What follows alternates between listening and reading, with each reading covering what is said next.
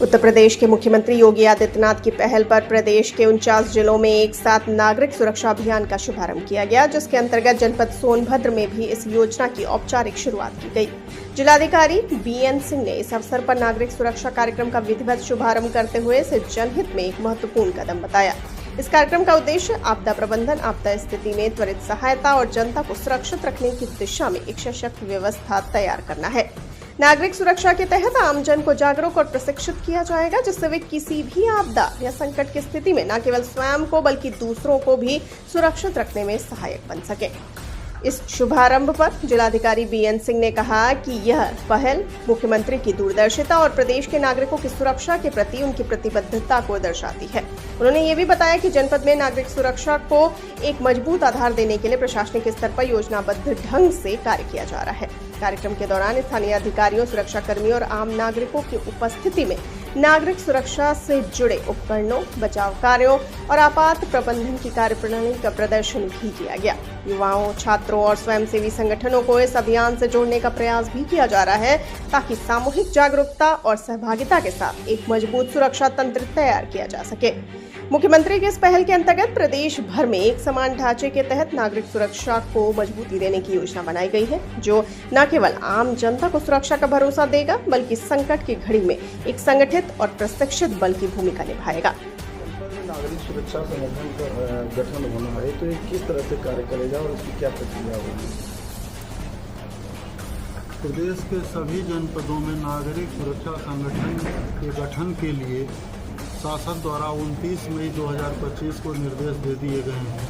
अभी तक प्रदेश में 49 जनपद ऐसे थे जहां नागरिक सुरक्षा संगठन कार्यरत थे। अब इस निर्देश के बाद जनपद पूरे प्रदेश के सभी जनपदों में नागरिक सुरक्षा का गठन किया जाएगा। इसके संगठन में जिलाधिकारी नियंत्रक के रूप में और जनपद में चीफ वार्डन की नियुक्ति होगी, जो समाज के ही लोग होते हैं और इनके अधीन वार्डन लोग होते हैं। ये सभी युद्ध की स्थिति में या शांति की स्थिति में जो जनपद की सुरक्षा व्यवस्था है, जो सामाजिक व्यवस्थाएं हैं, उनमें जिला प्रशासन, पुलिस प्रशासन और जनता के बीच कड़ी का कार्य करती है।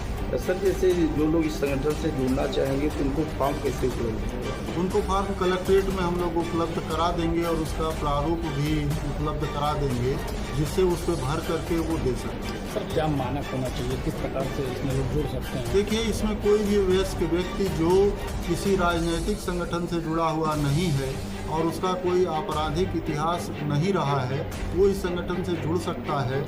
और इस संगठन में कभी भी सेवा में अगर कोई सेवारत व्यक्ति है वह भी जुड़ सकता है, सेवानिवृत्त व्यक्ति जुड़ सकता है। समाज के सभी वर्गों के लोग, चाहे वो दुकानदार हों, व्यवसायी हों, अधिवक्ता हों, डॉक्टर हों, कोई भी इस संगठन में भाग ले सकते हैं। ये भी क्या एनजीओ संस्था की तरह कार्य करते हैं जैसे अन्य संस्थाएं? नहीं, ये सरकार की संस्था है, सरकार के नियंत्रण में कार्य करती है। तो सिविल डिफेंस में जो अच्छा कार्य करेगा उनको प्रोत्साहित करने का क्या? उनके लिए राज्य स्तर पर और पूरे देश के स्तर पर विभिन्न प्रकार के पुरस्कार दिए जाते हैं।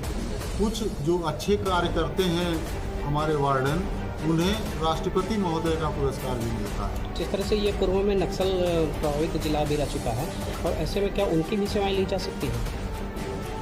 मैंने ये कहा कि उनके जो विचारधारा हैं किसी भी व्यक्ति की, उसकी हम लोग जांच कराते हैं और जो उसके लिए उपयुक्त पाए जाते हैं इस कार्य के लिए, उन्हीं का चयन होता है। मुख्य रूप से वह हर व्यक्ति जो समाज के लिए अपने निजी स्वार्थों को छोड़कर कार्य करना चाहता है, उसका इस संगठन में स्वागत है। धन्यवाद।